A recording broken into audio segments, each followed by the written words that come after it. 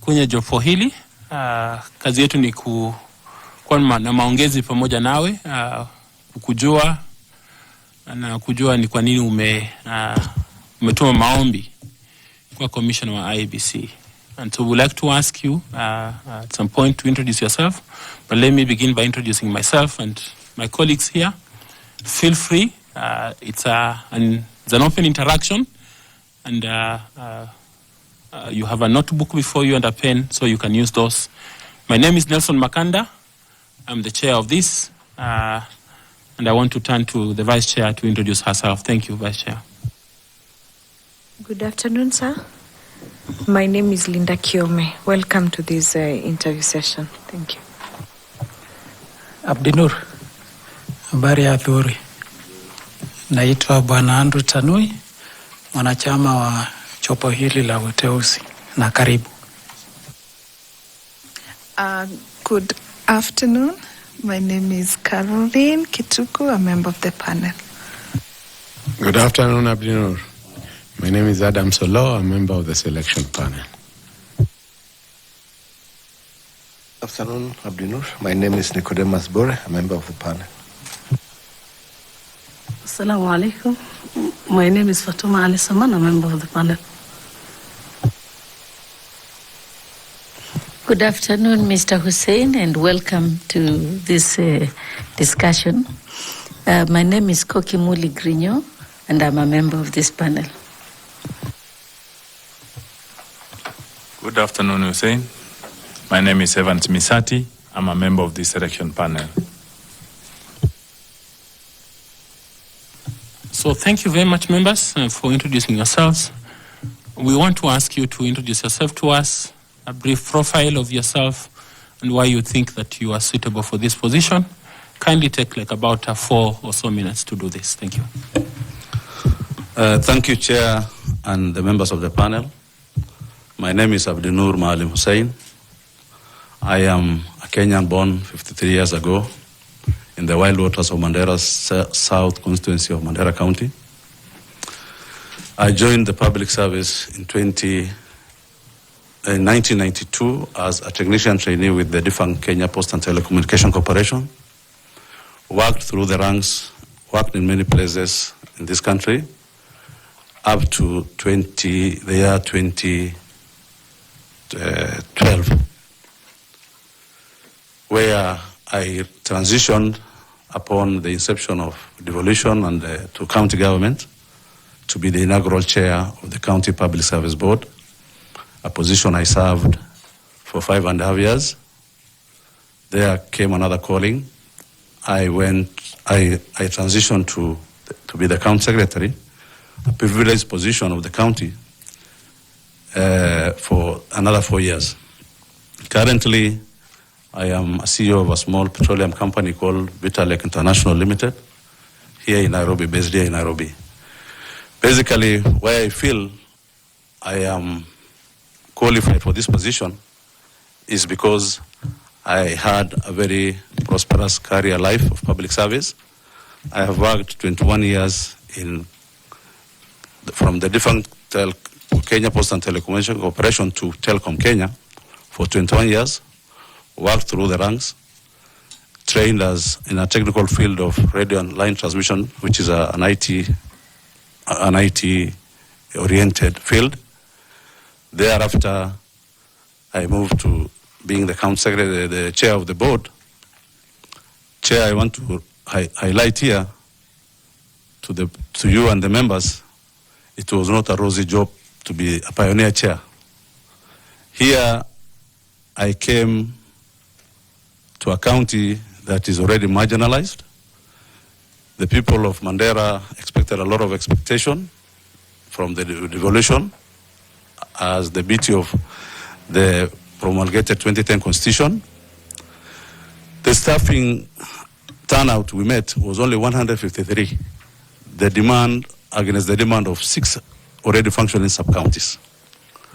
Chair, through my leadership and a team of 6 members of the board, constitutionally formed as a result of the County Government Act of 2012, function highlighted in Section 58 of that Act, I worked diligently, professionally, with very high integrity, and ensured against all the odds of tribalism, nepotism, interferences, expectation of the people, various communities, others marginalized, others calling themselves others, and managed with the help of the committee members to recruit close to 2,400 staff by the time I was exiting that portfolio of the chair. So here I learned from the technical expertise that I attained in the 21 year of training and various other modules within telecommunication. Here I learned what is transformative leadership. I learned purely leadership through indulgence. I also had indulgence of Kenya School of Government, where I attended SMC, Senior Management Course, SLDP, to enhance my capacity, and that one helped me trigger that board to integrity to a point where we left a staffing turnout of 2,400. As the county secretary, chair, the county secretary is a fulcrum of the county government. You are the head of public service at the county level. They usually say, to whom much is given, much is expected. So the Constitution, through County Government Act, Section 44, gives the function of a county secretary. I was the secretary to the cabinet, the county cabinet. I used to disseminate information in time. I used to have enough stakeholder engagement, public participation on CIDP and many other modules in the county. There, I served 4 years, up to when the day I left. The last job I did was to hand over, to transition the governor from the existing governor to the new governor. Here, I was the chair by law of the Assumption Office of the Governors Committee, which we did along with other people stipulated in law, made an official handover, one copy to the assembly, one to the governor's office, and exited in a very professional way. Thank you. Thank you, John. Did you say you are county public service board chair or secretary, county secretary? I was the chair, County Public Service Board, Mandera, 2013 to 2018. Yeah. Yes, chair of the board. Not secretary? No. Okay, because you have used the two terms interchangeably. No, I was the county secretary. I transited from the chair of the board and to the county secretary in the second term of government. Okay. From 2018 to 2022, I was the county secretary. 2013, 2018, I was the chair of the County Public Service Board of Mandera. Linda. Thank you, Chairman. Now, with the wealth of experience that you got being and serving Mandera County as a county secretary and also the chair of the Public Service Board, give this panel an experience where your leadership was tried and tested during that period of time. Thank you, Madam Linda. I want to give this panel one experience that almost costed my life. We are a county of 6 constituencies. There is a sub-county called Mandera West. We had a piece of land, and you know how land is in this country. The land has been demarcated, surveyed by the defunct local authorities, of which the surveyor who surveyed the land happened to be a county staff, even within the 153 I inherited from the devolved functions and the local authorities at that time. So the surveyor was with us. There was a need for an airstrip in that sub-county. So many attempts were made before, when I was not the county secretary. At that time, there were back and forth communication with KAA and the county government, and they said they want to come and see that piece of land, whether it is with viability and do some testing. So through a cabinet decision, I was tasked as the head of the county government, head of public service, to go and make sure I deliver on that piece of land. The land has already been encroached by cartels, because people never thought government land will be reclaimed, because the local authorities are no longer there. There's a new system of governance in place. So the cartels have already taken over the land, because it was a very big chunk of land and prime. For that matter, I was tasked to go and deliver. This task had many attempts before me. So what I asked for was resource and the personnel required to go and do my bit. I was given enough security force, National Police Security Service members. I was given around 50 enforcement officers from the county. Then I was told to go and get that piece of land, because the KA guys are coming next week. We drove to the place, came safely amidst a lot of terror attacks and challenges of insecurity. We came safely. In the morning, the first thing we did was a public participation, because people of that town know the piece of land and how it has been encroached. They are so much privy to all the information. I personally don't happen to come from the sub-county, but a neighboring sub-county. So when I came, through the public participation, people of Dakaba said they want that service there and then. And they said this piece of land belongs to the government. We did all the public participation necessities. We took pictures of the speakers. We invited the National Government Security Forces and even the administration, did all the requirements of public participation. Took a checklist, took a attendance sheet, everything. In the morning, when we wanted to do the job, already these cartels, some of them are here in Nairobi. Their colleagues already communicated to them. They drove overnight through Moyale route, came overnight. In the morning, the first thing we did was to hire a tractor.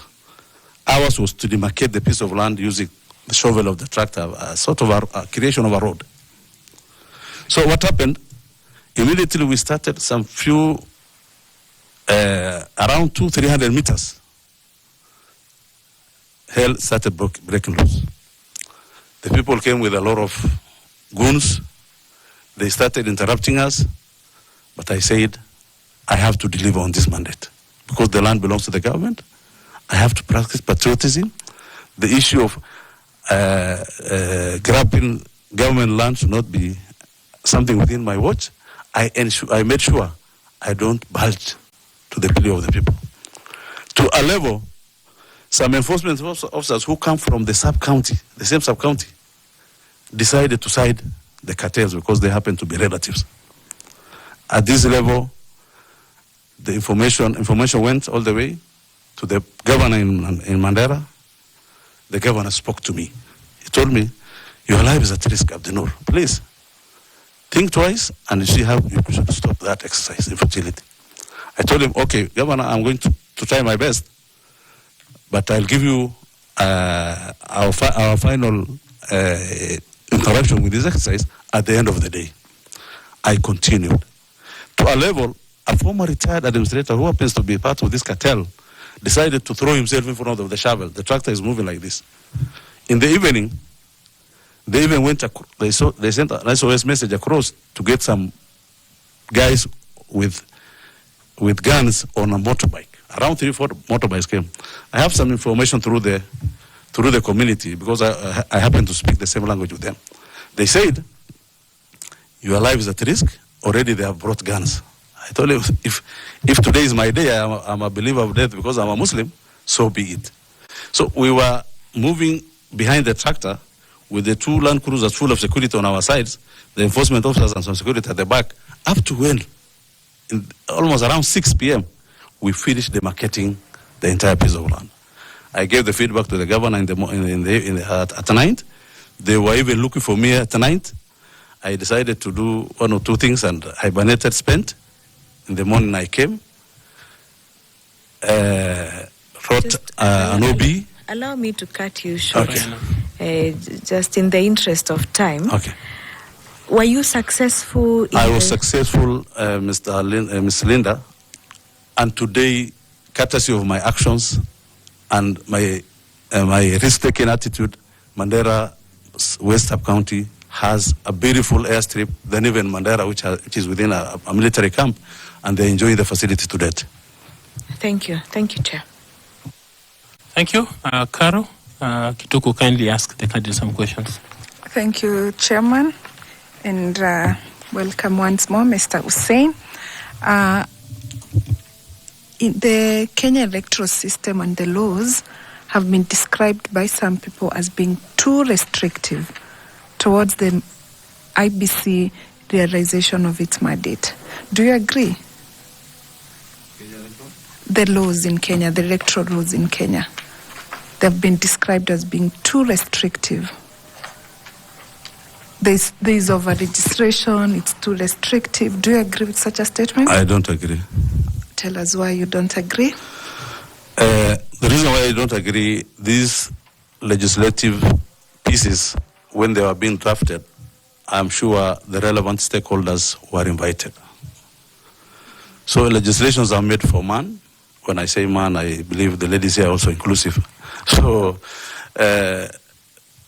these legislations came through all the process of public participation, stakeholder engagement, everything, up to parliament, where pieces are discussed, some pieces are removed, some information is added. So I believe it is a whole composite kind of piece that should be favorable to all Kenyans. All right, I hear you. So tell us about the electoral laws particularly, and why are they necessary? Thank you, Madam Caroline. Electoral laws are there to guide us so that we have a peaceful coexistence with ourselves and with the community, within the community and with the environment. The electoral laws emanated from the 2010 Constitution of Kenya. Among the laws that were first enacted was the Election Act of 2011, the IEBC Act of 2011. Amongst the ones I remember, I'm not a lawyer, but I can remember some.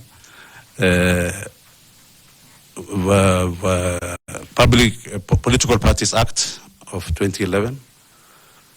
We have Public Finance Management Act of 2012, and also some like this. We also have this Supreme Court advisory, like that one of number 7 of 2011. Okay. Having mentioned the laws and having said that they are useful and they serve a particular need in a democratic society, what is then the gap that exists? And if you're successful and become a member of the IEBC, how do you intend to address that gap, if at all there is any gap? Thank you, Madam Caroline. I think the gap, in my understanding, there are legislative gaps, legislative bottlenecks. In this, I mean, we understand our legislature, how it works.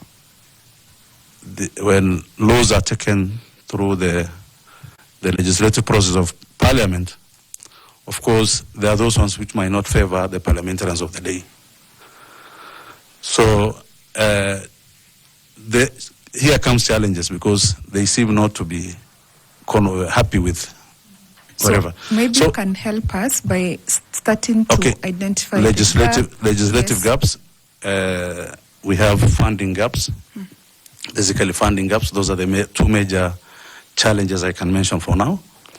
For issue of legislative gaps, how we can overcome or address is to have some cordial consultative forum between IEBC as a commission and the legislature, because we are a stakeholder of the other and we need each other. It's just like the two hands. In this, we can do some lobbying through that consultative process, so that everybody sees this piece of legislature is an in for both parties. On financing gaps, finance is not enough for all the institutions in the country. So finance, the way you can is to lobby stakeholder, which is National Treasury, and Parliament also, which by and large, of course, the budget will be approved by Parliament. In doing this, you can ask for what's called multi-tier kind of budget process with the National Treasury, so that you don't have any gap in between in achieving your activities. Hussein, allow me to ask specifically, what is the legal issue on the funding or the financing gaps, as you say? What is the inadequacy there in law?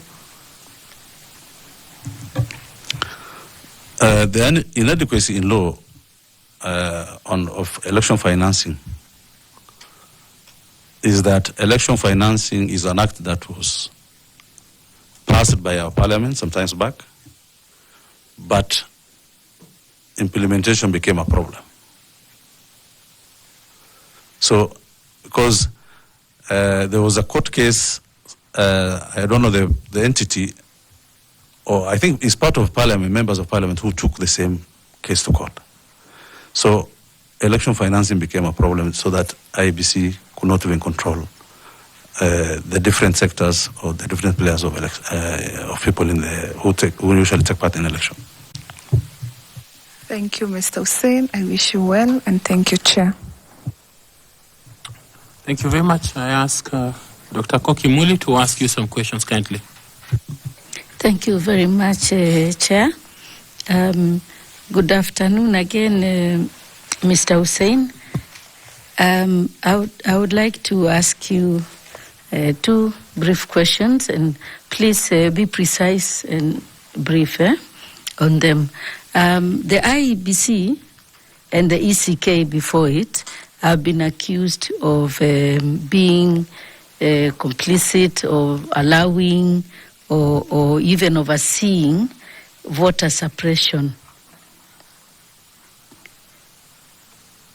I would like to request you to give us 3 examples of how they or stakeholders in elections actually participate in voter suppression. 3 examples. Thank you, Madam Koki.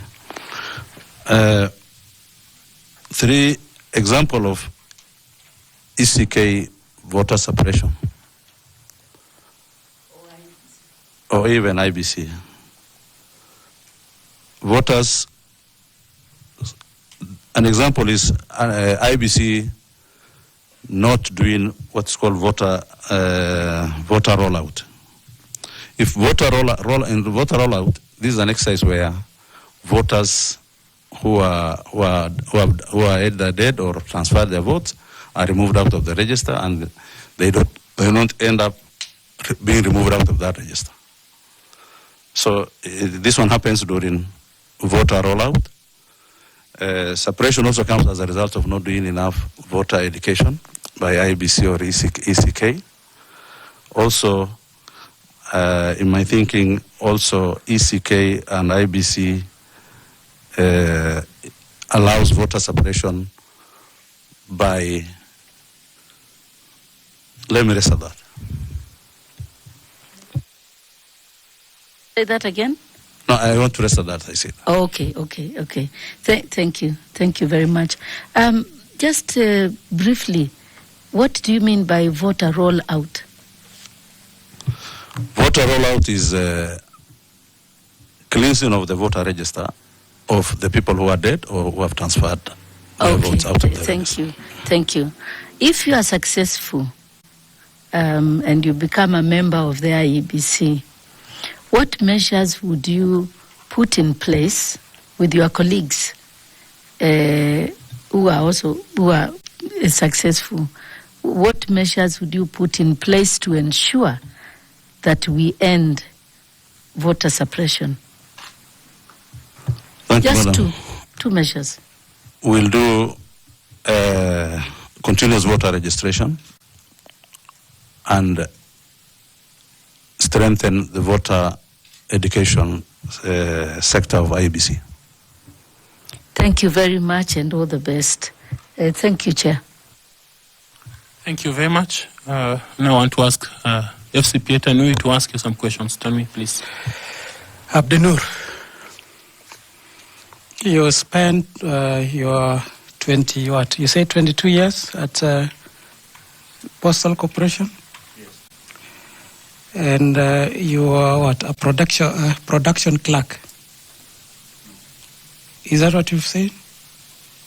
No.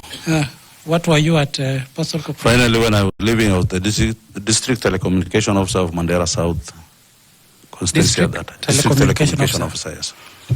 And for how many years? For 10 years. So in total at Telecom, you worked for 21 years, which is more than the years that you've worked in the county government. Actually double, isn't it? So those experiences that you gained at KPTC, how will you use them at IEBC, which is more than double your years of expertise? Thank you, Mr. Tanui. Actually, I can say briefly, I've attained 2 experiences during the time I was with KPTC that transformed to Telecom Kenya later.